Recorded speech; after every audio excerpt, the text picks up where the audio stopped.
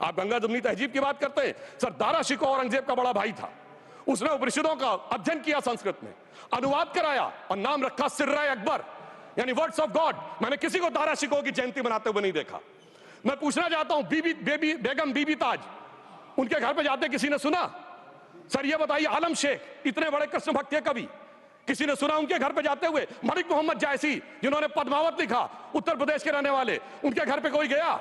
ये बताइए, ब्रिगेडियर मोहम्मद उस्मान के घर पे कौन गया? आजमगढ़ में, गाजीपुर के रहने वाले थे, आज तक जाने वालों में नहीं दिखे। और मैं सर बताना चाहता हूं एक और बात, सर एक सैयद इब्राहिम रसखान हुए हैं, बहुत बड़े कृष्ण भक्त के कवि, सर जिन्होंने क्या लिखा, उन्होंने कहा मेरा अगला जन्म हो तो भी मैं कृष्ण भक्ति बनना चाहूंगा, मनुष्य बनूं तो ग्वाल बाले के रूप में और पशु बनूं तो गाय के रूप में। उन्होंने कहा मानुष हो तो वही रसखान, बसों ब्रज गोकुल गांव के ग्वारन, जो पशु हो तो कहा बस मेरो चरो नित नंद की धेनु मजारन। सर उन्होंने कहा गायों के बीच में नंद बाबा की गायों में जन्म लेना चाहूंगा।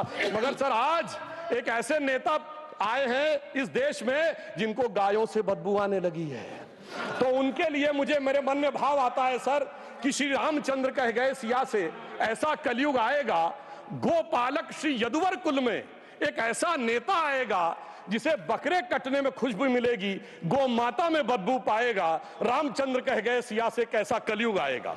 अब सर मैं एक और बात भी कहना चाहता हूं, हम किनको मानते हैं? सर नजीर अकबराबादी को सुनिए, कृष्ण भक्त के लिए क्या कहा। सर मैं एक बोलना चाहता हूं, बुल्ले शाह ने क्या कहा? बुल्ले शाह ने कहा, अभी होली गुजरी है, उसने कहा था आज होली खेलूंगी मैं, कर बिस्मिल्लाह। उन्होंने आगे कहा अलस्तु बिरबिकुम प्रीतम बोले, सब सखियों ने घूंघट खोले, नाम नबी की रतन चढ़ी, सुनिएगा, नाम नबी की रतन चढ़ी और बूंद पड़ी अल्लाह अल्लाह, आज होली खेलूंगी मैं, कर बिस्मिल्लाह। तो मैं भी कहता हूं अब बिस्मिल्लाह करिए और उसके बाद हमारे इस सहयोग करिए, इस सकारात्मक उसका, वरना अल्हम्दुलिल्लाह जो हम मुसलमानों के लिए और देश के लिए करना चाहते हैं उसमें हमें सफलता जरूर मिलेगी। अंत में मैं सिर्फ ये कहना चाहता हूं सर, तमाम प्रकार की बातें यहां पर हुई, सकारात्मक और नकारात्मक, मगर अफसोस की बात यह है कि 1913 के वक्फ वल औलाद से लेके 2013 के वक्फ वल औलाद तक इनकी फितरत नहीं बढ़ती, क्योंकि सर ये तो पार्टियां ही अल औलाद हैं, तो इनको तो उससे बहुत ज्यादा वो होगी। पर मैं सिर्फ अंत में कहना चाहता हूं सर, अपनी सोच बदलिए।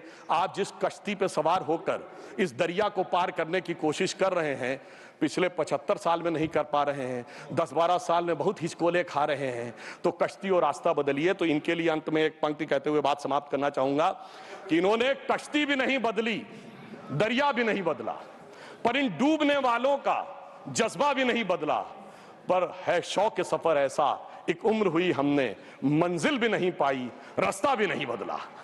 अब अगर नई मंजिल पानी है, नई मंजिल की नई सुबह देखनी है, तो मैं कहना चाहता हूं आइए सबको साथ लेकर चलिए।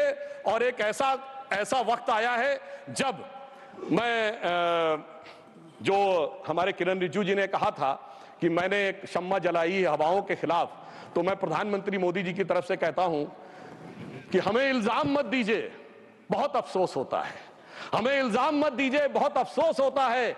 बड़ी तरकीब से कश्ती यहां तक लेके आए हैं और बदल देते हैं हम दरिया की लहरें अपनी हिम्मत से, आंधियों में भी अक्सर चिराग हमने जलाए हैं। धन्यवाद।